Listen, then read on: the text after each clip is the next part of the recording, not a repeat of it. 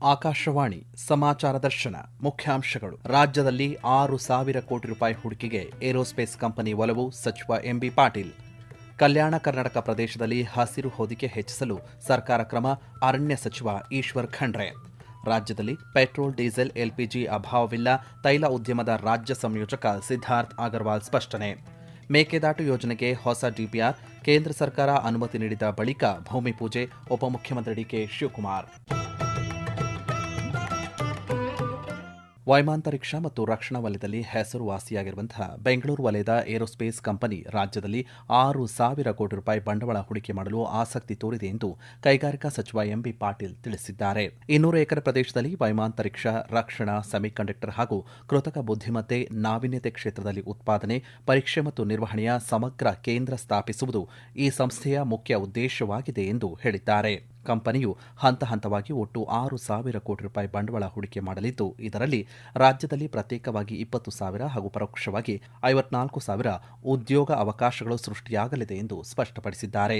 ಕ್ಷಿಪಣಿ ತಯಾರಿಕೆಗೆ ಪೂರಕ ಸೌಲಭ್ಯಗಳು, ರೆಡಾರ್ ಮತ್ತು ಸಂವೇದಕ ತಂತ್ರಜ್ಞಾನ, ಯುದ್ಧ ವಿಮಾನಗಳ ದುರಸ್ತಿ ಮತ್ತು ನಿರ್ವಹಣಾ ಸೌಲಭ್ಯಗಳು ಸೇರಿದಂತೆ ವೈಮಾಂತರಿಕ್ಷ ಹಾಗೂ ರಕ್ಷಣಾ ವಲಯದ ಮೂಲ ಸೌಕರ್ಯ ಅಭಿವೃದ್ಧಿಗೆ ಕಂಪನಿ ವಿಶೇಷ ಆದ್ಯತೆ ನೀಡಲಿದೆ ಎಂದು ಅವರು ಮಾಹಿತಿ ನೀಡಿದ್ದಾರೆ.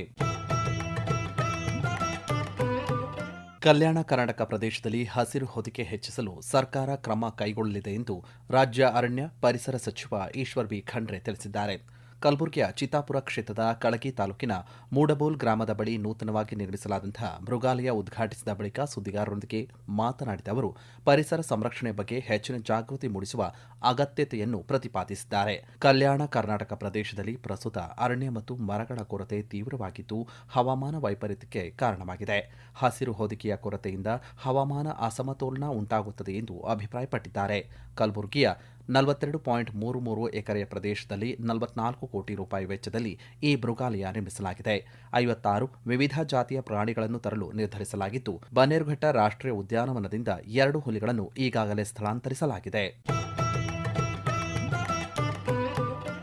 ಜಾಗತಿಕ ಅನಿಶ್ಚಿತತೆಗಳ ಹೊರತಾಗಿಯೂ ಸಾರ್ವಜನಿಕ ವಲಯದ ತೈಲ ಕಂಪನಿಗಳಾದ ಇಂಡಿಯನ್ ಆಯಿಲ್, ಬಿಪಿಸಿಎಲ್ ಮತ್ತು ಎಚ್ಪಿಸಿಎಲ್ ರಾಜ್ಯಾದ್ಯಂತ ಪೆಟ್ರೋಲ್, ಡೀಸೆಲ್ ಮತ್ತು ದ್ರವೀಕೃತ ಪೆಟ್ರೋಲಿಯಂ ಗ್ಯಾಸ್ ನಿರಂತರ ಪೂರೈಕೆಯನ್ನು ಕಾಯ್ದುಕೊಂಡಿದೆ ಎಂದು ಕರ್ನಾಟಕದ ತೈಲ ಉದ್ಯಮದ ರಾಜ್ಯ ಮಟ್ಟದ ಸಂಯೋಜಕರಾದ ಸಿದ್ಧಾರ್ಥ್ ಅಗರ್ವಾಲ್ ತಿಳಿಸಿದ್ದಾರೆ.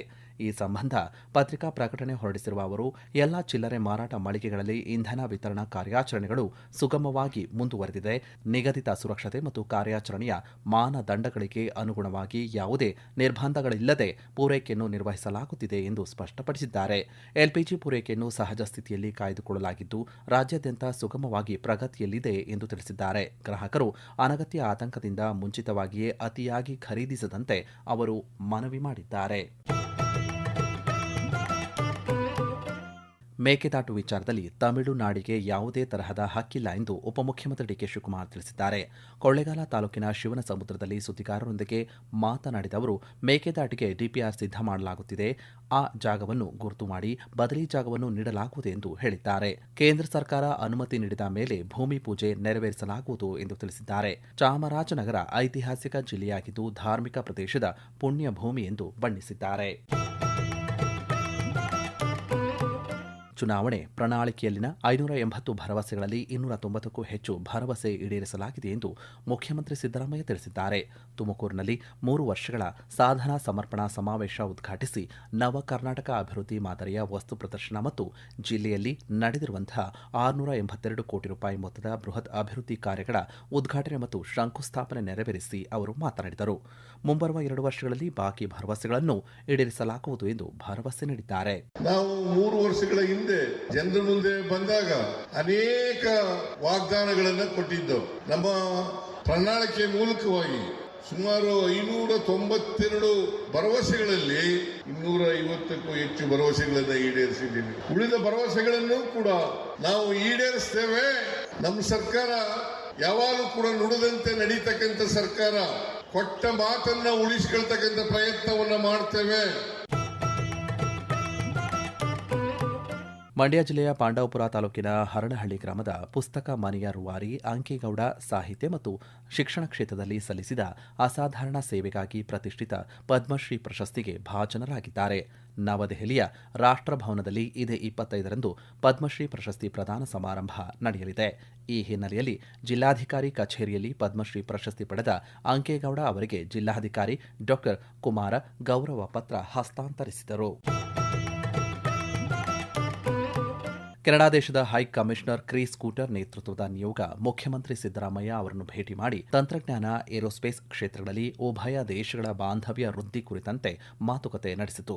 ಬಳಿಕ ಮಾತನಾಡಿದ ಕ್ರಿಸ್ ಕೂಟರ್, ರಾಜ್ಯದಲ್ಲಿ ಹೆಚ್ಚಿನ ಹೂಡಿಕೆ ಮಾಡಲು ಕೆನಡಾ ಉತ್ಸುಕವಾಗಿರುವುದಾಗಿ ತಿಳಿಸಿದ್ದಾರೆ. ರಾಷ್ಟ್ರೀಯ ಮತ್ತು ರಾಜ್ಯದ ಕಾನೂನು ಸೇವೆಗಳ ಪ್ರಾಧಿಕಾರದ ನಿರ್ದೇಶನದಂತೆ ಬಳ್ಳಾರಿ ಜಿಲ್ಲಾ ಕಾನೂನು ಸೇವೆಗಳ ಪ್ರಾಧಿಕಾರದಿಂದ ಜುಲೈ 11ರಂದು ಜಿಲ್ಲಾ ನ್ಯಾಯಾಲಯದಲ್ಲಿ ರಾಷ್ಟ್ರೀಯ ಲೋಕ್ ಅದಾಲತ್ ಹಮ್ಮಿಕೊಳ್ಳಲಾಗಿದೆ. ಸಾರ್ವಜನಿಕರು ತಮ್ಮ ವ್ಯಾಜ್ಯಪೂರ್ವ ರಾಜಿಯಾಗಬಹುದಾದಂತಹ ಅಪರಾಧಗಳ ಪ್ರಕರಣಗಳು, ಚೆಕ್ ಪ್ರಕರಣ, ಬ್ಯಾಂಕ್ ಪ್ರಕರಣ, ಮೋಟಾರು ವಾಹನ ಅಪಘಾತ ಪರಿಹಾರ ನ್ಯಾಯಾಧೀಕರಣದ ಪ್ರಕರಣಗಳು, ವೈವಾಹಿಕ ಹಾಗೂ ಕೌಟುಂಬಿಕ ಪ್ರಕರಣಗಳು, ಸಿವಿಲ್ ಪ್ರಕರಣ ಹಾಗೂ ಇತರೆ ರಾಜಿಯಾಗಬಹುದಾದಂತಹ ಪ್ರಕರಣಗಳನ್ನು ಇತ್ಯರ್ಥಗೊಳಿಸಿ ಪರಿಹಾರ ಪಡೆದುಕೊಳ್ಳುವಂತೆ ಪ್ರಧಾನ ಜಿಲ್ಲಾ ಮತ್ತು ಸತ್ರ ನ್ಯಾಯಾಧೀಶೆ ಕೆಜಿ ಶಾಂತಿ ಮನವಿ ಮಾಡಿದ್ದಾರೆ. ಪರಿಹಾರ ಅರಣ್ಯೀಕರಣ ನಿಧಿಯಡಿ ಅರಣ್ಯ ಭೂಮಿ ರಕ್ಷಣೆಗೆ ಹಣ ಒದಗಿಸಲು ಅವಕಾಶವಿದ್ದು, ನಗರ ಮತ್ತು ಪಟ್ಟಣದ ಸಮೀಪ ಇರುವ ಕೋಟ್ಯಂತರ ರೂಪಾಯಿ ಬೆಲೆ ಬಾಳುವ ಅರಣ್ಯ ಭೂಮಿ ಒತ್ತುವರಿ ಆಗದಂತೆ ಬೇಲಿ ಹಾಕಲು ಅರಣ್ಯ ಸಚಿವ ಈಶ್ವರ್ ಖಂಡ್ರೆ ಅಧಿಕಾರಿಗಳಿಗೆ ಸೂಚನೆ ನೀಡಿದ್ದಾರೆ. ಬೆಂಗಳೂರಿನಲ್ಲಿ ಅಧಿಕಾರಿಗಳೊಂದಿಗೆ ಸಭೆ ನಡೆಸಿದ ಅವರು, ಅರಣ್ಯ ಪ್ರದೇಶದಲ್ಲಿ ಒತ್ತುವರಿಯಾಗಿರುವಂತಹ ಭೂಮಿ ಗುರುತಿಸಿ ಬೇಲಿ ಹಾಕಬೇಕು, ಸ್ಥಳೀಯ ಪ್ರಭೇದದ ಸಸಿಗಳನ್ನು ನೆಟ್ಟು ನೆಡುತೋಪು ಅಭಿವೃದ್ಧಿಪಡಿಸುವಂತೆ ನಿರ್ದೇಶನ ನೀಡಿದ್ದಾರೆ. ಈ ಹಿಂದೆ ರಾಜರ ಆಳ್ವಿಕೆಯ ಕಾಲದಲ್ಲಿ ಮತ್ತು ಸರ್ಕಾರದಿಂದ ಅರಣ್ಯ ಎಂದು ಗೆಜೆಟ್ ಅಧಿಸೂಚನೆ ಆಗಿದ್ದರೂ ಇನ್ನೂ ಕೆಲವು ಕಡೆ ಅರಣ್ಯ ಎಂದು ಇಂಡೀಕರಣ ಆಗಿಲ್ಲ. ಹೀಗಾಗಿ ಆರ್ಟಿಸಿಯಲ್ಲಿ ಅರಣ್ಯ ಎಂದು ದಾಖಲಾದ ಕಾರಣ ಅಕ್ರಮ ಮಂಜೂರಾತಿ, ಒತ್ತುವರಿ ಆಗುತ್ತಿದೆ.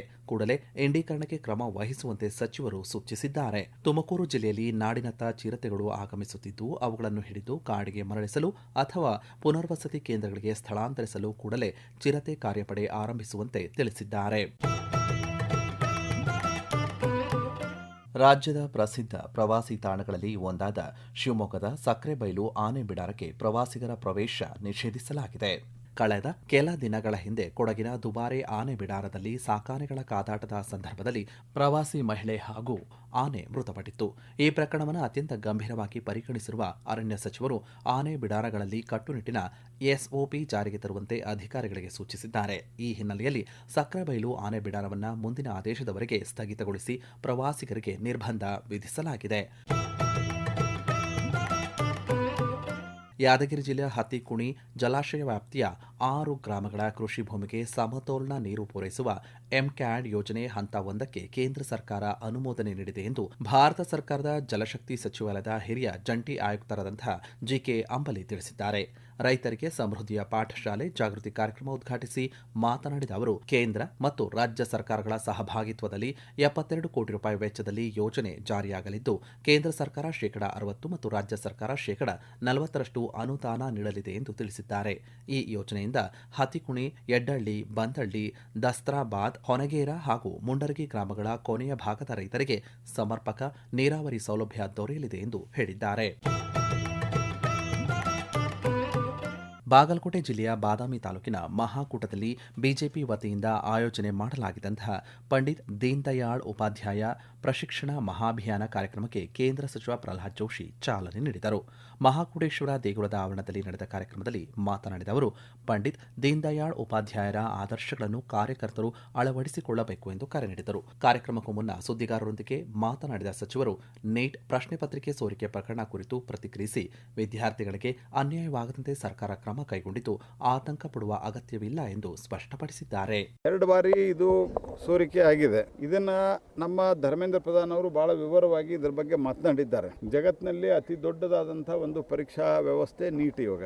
ಇದು ಇಡೀ ದೇಶಾದ್ಯಂತ ಪ್ರಶ್ನೆ ಪ್ಲಸ್ ಕಮ್ ಉತ್ತರ ಪತ್ರಿಕೆಗಳನ್ನು ಏನು ಕಳಿಸೋದಿದೆ, ಇದರಲ್ಲಿ ಪ್ರಿಂಟ್ ಆಗಿ ಬೇರೆ ಬೇರೆ ಕಡೆ ಡಿಸ್ಟ್ರಿಬ್ಯೂಟ್ ಆಗೋದ್ರಲ್ಲಿ ತೊಂದರೆ ಆಗ್ತದೆ. ಮುಂದಿನ ಸರ್ತಿ ನಾವು ಅದನ್ನು ಆನ್ಲೈನ್ ಮಾಡ್ತಾ ಇದ್ದೀವಿ. ಯಾಕಂದ್ರೆ 23-24 ಲಕ್ಷ ಜನ ಒಟ್ಟಿಗೆ ದೇಶದ ಇಷ್ಟೊಂದು ವಿಶಾಲವಾದ ದೇಶದಲ್ಲಿ ಮಾಡೋದು 1 ವರ್ಷದಲ್ಲಿ ಆಗಿಲ್ಲ. ಅಚ್ಚಿ ವರ್ಷ ಏನಾಗಿತ್ತು ಅವತ್ತಲೇ ಇದನ್ನ ಇಂಪ್ಲಿಮೆಂಟೇಷನ್ಗೆ ಆಲ್ರೆಡಿ ಪ್ರೊಸೆಸ್ ಅನ್ನ ನಡೆದಿದೆ. ಆಗಿದೆ. ಆದರೆ ಒಂದೇ ವರ್ಷದಲ್ಲಿ ಎಲ್ಲ ಮಾಡಲಿಕ್ಕಾಗಿಲ್ಲ. ಬರುವ ವರ್ಷದಲ್ಲಿ ಅದನ್ನು ಮಾಡ್ತಾರೆ. ಮತ್ತು ಇದರ ಬಗ್ಗೆ ಏನು ವಿದ್ಯಾರ್ಥಿಗಳು ಪ್ರಾಣವನ್ನು ಕಳೆದುಕೊಳ್ತಾ ಇದ್ದಾರೆ, ಆದಷ್ಟು ಶೀಘ್ರದಲ್ಲೇ ನಾವು ಅದನ್ನು ಪರೀಕ್ಷೆಯನ್ನು ಮಾಡ್ತೀವಿ. ಇದರ ಅರ್ಥ ಪರೀಕ್ಷೆ ಮುಗಿದೋಯ್ತು ಅಂದ್ರೆ ನೀಟು ಏನದು ಮೆಡಿಕಲ್ ಸೀಟೇ ಸಿಗೋದಿಲ್ಲ ಅಂತಲ್ಲ. ಅದಕ್ಕೆ ನಾನು ವಿದ್ಯಾರ್ಥಿನಿಯರಿಗೆ ನಾನು ಕೈ ಮುಗಿದು ಪ್ರಾರ್ಥನೆ ಮಾಡ್ತೇನೆ. ಇದು ಮುಗಿದ್ರೆ ಇದು ಒಂದು ಸರ್ತಿ ಪೋಸ್ಟ್ಪೋನ್ ಆದ್ರೆ ನಿಮ್ಗೆ ಸೀಟೇ ಸಿಗೋದಿಲ್ಲ ಅಂತ ಯಾರು ಅಂದ್ಕೋಬಾರ್ದು. ಇನ್ನು ಮುಂದೆ ಪರೀಕ್ಷೆ ಆಗೇ ಆಗ್ತದೆ. ಏನೋ ಒಂದು ವ್ಯವಸ್ಥೆ ಒಳಗೆ ನಿಮ್ಗೆ ನಾವು ಸೀಟ್ ಕೊಡ್ಬೇಕಂದ್ರೆ ಸರ್ಕಾರ, ನಾ ಹೇಳೋದು ನಾವು ಅಂದ್ರೆ ಸರ್ಕಾರ ಸೀಟ್ ಕೊಡಬೇಕು. ಹಾಗಾಗಿ ಯಾರು ಪ್ರತಿಭಾವಂತರಿದ್ದಾರೆ ಅವ್ರಿಗೆ ಅನ್ಯಾಯ ಆಗಬಾರ್ದು ಅಂತ ಕಾರಣಕ್ಕೆ ಪೋಸ್ಟ್ಪೋನ್ ಮಾಡಿದ್ವಿ.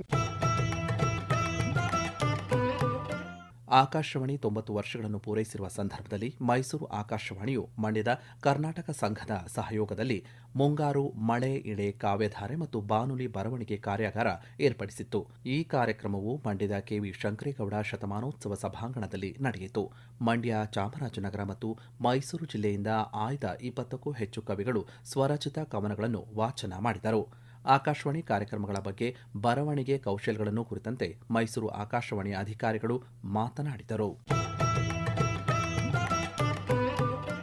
ಹಾವೇರಿ ಜಿಲ್ಲೆಯ ಸಾಮಾಜಿಕ ಅರಣ್ಯ ವಿಭಾಗ ರೈತರು ಮತ್ತು ಸಾರ್ವಜನಿಕರಿಗೆ ರಿಯಾಯಿತಿ ದರದಲ್ಲಿ 1 ಲಕ್ಷಕ್ಕೂ ಅಧಿಕ ವಿವಿಧ ಜಾತಿಯ ಸಸಿಗಳನ್ನು ವಿತರಿಸಲು ಸಿದ್ಧತೆ ನಡೆಸಿದೆ. ಸಾಗವಾನಿ, ಬಿದಿರು, ಮಹಾಗನಿ, ಹೆಬ್ಬೇವು, ಕರಿಬೇವು, ನಿಂಬೆ, ಶ್ರೀಗಂಧ ಸೇರಿದಂತೆ ವಿವಿಧ ಜಾತಿಯ ಸಸಿಗಳನ್ನು ಮುಂಗಾರು ಮಳೆಯ ಆರಂಭದಲ್ಲಿ ವಿತರಣೆಗೆ ಸಿದ್ಧಗೊಳಿಸಲಾಗಿದ್ದು, ರೈತರು ಸಸಿಗಳನ್ನು ಪಡೆದು ನಾಟಿ ಮಾಡಬಹುದು ಎಂದು ಹಾವೇರಿ ಸಾಮಾಜಿಕ ಅರಣ್ಯ ವಿಭಾಗ ಉಪ ಅರಣ್ಯ ಸಂರಕ್ಷಣಾಧಿಕಾರಿ ಚಂದ್ರಶೇಖರ ಗೌಡ ಪಾಟೀಲ ಆಕಾಶವಾಣಿಗೆ ಮಾಹಿತಿ ನೀಡಿದ್ದಾರೆ. ಹಾವೇರಿ ಸಾಮಾಜಿಕ ಅರಣ್ಯ ವಿಭಾಗ ವ್ಯಾಪ್ತಿಯಲ್ಲಿ ಒಟ್ಟು 1 ಲಕ್ಷ ಸಸಿಗಳನ್ನು ಸಾರ್ವಜನಿಕ ವಿತರಣೆಗಾಗಿ ಬೆಳೆಸಲಾಗಿದೆ. ಇದರಲ್ಲಿ ಸಾಗವಾನಿ, ಮಹಾಗನಿ, ಬಿದಿರು, ಹೆಬ್ಬೇವು, ಸಿಲ್ವರ್, ಶ್ರೀಗಂಧ, ನಿಂಬೆ, ನುಗ್ಗೆ, ಕರಿಬೇವು ಇತ್ಯಾದಿ ಜಾತಿಯ ಸಸಿಗಳು ಲಭ್ಯವಿರುತ್ತವೆ. ಚಿಕ್ಕ ಗಾತ್ರದ ಚೀಲದಲ್ಲಿರುವ ಪ್ರತಿ ಸಸಿಗೆ 3 ರೂಪಾಯಿ, ದೊಡ್ಡ ಗಾತ್ರದ ಚೀಲದಲ್ಲಿರುವ ಪ್ರತಿ ಸಸಿಗೆ 6 ರೂಪಾಯಿ ರಿಯಾಯಿತಿ ದರದಂತೆ ಸಸಿಗಳನ್ನು ಸಾರ್ವಜನಿಕರಿಗೆ ವಿತರಿಸಲಾಗುತ್ತಿದೆ. ಬೆಂಗಳೂರು ಆಕಾಶವಾಣಿ ಕೇಂದ್ರದಲ್ಲಿ ಕಳೆದ 18ರಿಂದ 22ರವರೆಗೆ ನವದೆಹಲಿಯ ನ್ಯಾಷನಲ್ ಬ್ರಾಡ್ಕಾಸ್ಟಿಂಗ್ ಅಂಡ್ ಮಲ್ಟಿಮೀಡಿಯಾ ಸಂಸ್ಥೆ 5 ದಿನಗಳ ನೌಟೆಲ್ ಟ್ರಾನ್ಸ್ಮಿಟರ್ ಕುರಿತ ಕಾರ್ಯಾಗಾರ ಹಮ್ಮಿಕೊಂಡಿತ್ತು. ಕಾರ್ಯಕ್ರಮವನ್ನು ಭುವನೇಶ್ವರದ ಪ್ರಾದೇಶಿಕ ಬ್ರಾಡ್ಕಾಸ್ಟಿಂಗ್ ಅಂಡ್ ಮಲ್ಟಿಮೀಡಿಯಾ ಸಂಸ್ಥೆಯ ಉಪ ಮಹಾನಿರ್ದೇಶಕರಾದಂಥ ವಿಎಂ ರತ್ನಪ್ರಸಾದ್ ಉದ್ಘಾಟಿಸಿದರು. ಕಾರ್ಯಕ್ರಮದಲ್ಲಿ ಬೆಂಗಳೂರು ಆಕಾಶವಾಣಿ ಕೇಂದ್ರದ ಉಪ ಮಹಾನಿರ್ದೇಶಕರಾದಂಥ ಸಂಜೀವ್ ಕೆಪಿ ಉಪಸ್ಥಿತರಿದ್ದರು. ಕಾರ್ಯಾಗಾರದಲ್ಲಿ ವಿವಿಧ ರಾಜ್ಯಗಳ ಆಕಾಶವಾಣಿ ಕೇಂದ್ರದ ತಂತ್ರಜ್ಞರು ಮತ್ತು ಸಿಬ್ಬಂದಿ ಭಾಗಿಯಾಗಿದ್ದರು. ನೌಟೆಲ್ ಟ್ರಾನ್ಸ್ಮಿಟರ್ ಕಾರ್ಯಾಚರಣೆ ಹಾಗೂ ನಿರ್ವಹಣೆ ಕುರಿತಂತೆ ತಾಂತ್ರಿಕ ತರಬೇತಿ ನೀಡುವುದು ಈ ಕಾರ್ಯಾಗಾರದ ಪ್ರಮುಖ ಉದ್ದೇಶವಾಗಿದೆ. ಮಂಗಳೂರಿನ ತಣ್ಣೀರುಬಾವಿಯ ಬ್ಲೂ ಬೇ ಇಕೋ ಬೀಚ್ನಲ್ಲಿ ಇದೇ 29ರಿಂದ 31ರವರೆಗೆ Indian open of surfing championship ಆಯೋಜನೆ ಮಾಡಲಾಗಿದೆ ಎಂದು ದಕ್ಷಿಣ ಕನ್ನಡ ಜಿಲ್ಲಾಧಿಕಾರಿ ದರ್ಶನ್ ಹೆಚ್ವಿ ತಿಳಿಸಿದ್ದಾರೆ. ಮಂಗಳೂರಿನಲ್ಲಿ ಸುದ್ದಿಗಾರರೊಂದಿಗೆ ಮಾತನಾಡಿದ ಅವರು, ಕರ್ನಾಟಕ ಪ್ರವಾಸೋದ್ಯಮ ಇಲಾಖೆ, ಯುವ ಸಬಲೀಕರಣ ಮತ್ತು ಕ್ರೀಡಾ ಇಲಾಖೆ ಹಾಗೂ ಕರ್ನಾಟಕ ಸರ್ಫಿಂಗ್ ಅಸೋಸಿಯೇಷನ್ ನೇತೃತ್ವದಲ್ಲಿ ಐಚಿ ನೋಗೋಯಾ ಏಷ್ಯನ್ ಗೇಮ್ಸ್ 2026ರ ಹಿನ್ನೆಲೆಯಲ್ಲಿ ಈ ಸರ್ಫಿಂಗ್ ಚಾಂಪಿಯನ್ಶಿಪ್ ಆಯೋಜನೆ ಮಾಡಲಾಗಿದೆ. ಕೇರಳ, ತಮಿಳುನಾಡು, ಗೋವಾ, ಮಹಾರಾಷ್ಟ್ರ, ಆಂಧ್ರಪ್ರದೇಶ ಸೇರಿದಂತೆ ವಿವಿಧ ರಾಜ್ಯಗಳಿಂದ ಸ್ಪರ್ಧಿಗಳು ಭಾಗಿಯಾಗಲಿದ್ದಾರೆ ಎಂದು ಮಾಹಿತಿ ನೀಡಿದ್ದಾರೆ. ಈ ಒಂದು ಸರ್ಫಿಂಗ್ ಕಾಂಪಿಟೇಷನ್ ಏನಿದೆ ನಮ್ಮ ಮಂಗಳೂರು ನಗರನ ಗ್ಲೋಬಲ್ ಮ್ಯಾಪ್ ಅಲ್ಲಿ, ಅದರಲ್ಲೂ ಸರ್ಫಿಂಗ್ ಮತ್ತೆ ಸ್ಪೋರ್ಟ್ಸ್ ಅನ್ನೋ ಒಂದು ಇದರಲ್ಲಿ ಬರಬೇಕಾದ್ರೆ ಮುಂಚೂಣಿಯಲ್ಲಿ ಇರೋದಕ್ಕೆ ಬಹಳಷ್ಟು ಒಂದು ಹೆಲ್ಪ್ ಆಗುತ್ತೆ. ಮಂಗಳೂರು ಜಿಲ್ಲೆ, ಅದರಲ್ಲೂ ಮಂಗಳೂರು ಕೋಸ್ಟ್ ಏನಿದೆ, ಸರ್ಫಿಂಗ್ ಮಾಡೋದಕ್ಕೆ ಬಹಳ ಒಂದು ಉತ್ತಮವಾದಂತಹ ಒಂದು ಪ್ರದೇಶ. ಮೇ 29ರಿಂದ 31 3 ದಿನಗಳ ಏನು ಸರ್ಫಿಂಗ್ ಕಾಂಪಿಟೇಷನ್ ಇದೆ, ಇದರಲ್ಲಿ ನಮ್ಮ ಕನ್ಸಿಕ್ಯೂಟಿವ್ ಆಗಿ ಇದು NMP ಅವರು 3ನೇ ವರ್ಷ ಮಾಡಿರುವಂತದ್ದು, ಮತ್ತೆ ಕರ್ನಾಟಕ ಸರ್ಕಾರ 7ನೇ ವರ್ಷ ನಮ್ಮ ವತಿಯಿಂದ ಇದಕ್ಕೆ ಪ್ರೋತ್ಸಾಹ ನೀಡ್ತಿರುವಂತದ್ದು. ಅದು ಅಲ್ಲದೆ ಇದು ಇನ್ನೊಂದು ಯಾಕೆ ಮುಖ್ಯವಾಗುತ್ತೆ ಅಂತ ಹೇಳಿದ್ರೆ, ನಮ್ಮ 2026ರ ಐಚಿ ನಗೋಯಾ ಏಷ್ಯನ್ ಗೇಮ್ಸ್ ಅಲ್ಲಿ ಈ ಒಂದು ಪಾರ್ಟಿಸಿಪೇಷನ್ ನ ಪಾಯಿಂಟ್ಸ್ ವಿನ್ನರ್ಸ್ ಆದ್ರೂ ಆಗಿರ್ಬೋದು, ಮತ್ತೆ ಅವರು ಬಂದಿರುವಂತಹ ಪಾಯಿಂಟ್ಸ್ ಆಧಾರದ ಮೇಲೆ ಅಲ್ಲೂ ಕೂಡ ಅವರಿಗೆ ಪಾಯಿಂಟ್ಸ್ ನ ಶೇಖರಣೆ ಆಗಿ ಐಚಿ ನಗೋಯಾ ಏಷ್ಯನ್ ಗೇಮ್ಸ್ ಅಲ್ಲಿ ಪಾರ್ಟಿಸಿಪೇಟ್ ಮಾಡಕ್ಕೆ ಸಿಗುವಂತ ಒಂದು ಪಾಯಿಂಟ್ಸ್ ಆಧಾರದ ಮೇಲೆ ಇಲ್ಲೂ ಕೂಡ ಸಿಗುತ್ತೆ. ನಿಮ್ಹಾನ್ಸ್ನ ಎನ್ಸ್ಟ್ರೈಟ್ ಮತ್ತು ಹಿಮಾಲಯ ವೆಲ್ನೆಸ್ ಕಂಪನಿ ಸಮುದಾಯ ಆಧಾರಿತ ಆತ್ಮಹತ್ಯೆ ತಡೆಗಟ್ಟುವಿಕೆ ಉಪಕ್ರಮಗಳ ವಿಸ್ತರಣೆಯನ್ನು ಪ್ರಕಟಿಸಿದೆ. ಸುರಕ್ಷಾ ಯೋಜನೆಯನ್ನು ರಾಮನಗರ ಜಿಲ್ಲೆಗೆ ವಿಸ್ತರಿಸುವುದಾಗಿ ಘೋಷಿಸಿದೆ. 2023ರಲ್ಲಿ ಆರಂಭಿಸಲಾದ ಪ್ರಾಜೆಕ್ಟ್ ಸುರಕ್ಷಾ ಭಾರತದ ರಾಷ್ಟ್ರೀಯ ಆತ್ಮಹತ್ಯೆ ತಡೆಗಟ್ಟುವಿಕೆ ಕಾರ್ಯತಂತ್ರ ಮತ್ತು ವಿಶ್ವ ಆರೋಗ್ಯ ಸಂಸ್ಥೆಯ ಆತ್ಮಹತ್ಯೆ ತಡೆಗಟ್ಟುವ ಉಪಕ್ರಮ ಲೈಫ್ಲೈನ್ ಚೌಕಟ್ಟಿಗೆ ಹೊಂದಿಕೆಯಾಗುವ ಸಮಗ್ರ ಸಮುದಾಯ ಆಧಾರಿತ ಮಾದರಿಯಾಗಿ ವಿನ್ಯಾಸಗೊಳಿಸಲಾಗಿದೆ. ಇದುವರೆಗೂ ಸಮಾಚಾರ ದರ್ಶನ ಕೇಳಿದಿರಿ. ಸುದ್ದಿ ಸಂಪಾದಕರು ಆಕಾಶವಾಣಿ ಬೆಂಗಳೂರು ಪ್ರಾದೇಶಿಕ ಸುದ್ದಿ ವಿಭಾಗದ ಸಹಾಯಕ ನಿರ್ದೇಶಕರಾದಂತಹ ತುಕಾರಾಮ ಗೌಡ ಜಿ. ಸಮಗ್ರ ನಿರ್ವಹಣೆ ಆಕಾಶವಾಣಿ ಬೆಂಗಳೂರು ಪ್ರಾದೇಶಿಕ ಸುದ್ದಿ ವಿಭಾಗದ ಸಹಾಯಕ ನಿರ್ದೇಶಕರಾದಂತಹ ಸುಹಾಸ್ ಆರ್. ಪ್ರಸಾರ ನಿರ್ವಹಣೆ ಮತ್ತು ಪ್ರಸ್ತುತಿ ಚೇತನ್ ಸಿವಿ. ಆಕಾಶವಾಣಿ ಬೆಂಗಳೂರು ಪ್ರಾದೇಶಿಕ ಸುದ್ದಿ ವಿಭಾಗ ಪ್ರಸ್ತುತಪಡಿಸಿದ ಈ ಕಾರ್ಯಕ್ರಮ ರಾಜ್ಯದ ಎಲ್ಲ ಬಾನುಲಿ ಕೇಂದ್ರಗಳಲ್ಲಿ ಏಕಕಾಲಕ್ಕೆ ಪ್ರಸಾರವಾಯಿತು. ಮತ್ತೆ ಮುಂದಿನ ವಾರ ಮೂಡಿಬರಲಿದೆ ವಾರದ ವಾರ್ತಾಚಿತ್ರ ಸಮಾಚಾರ ದರ್ಶನ.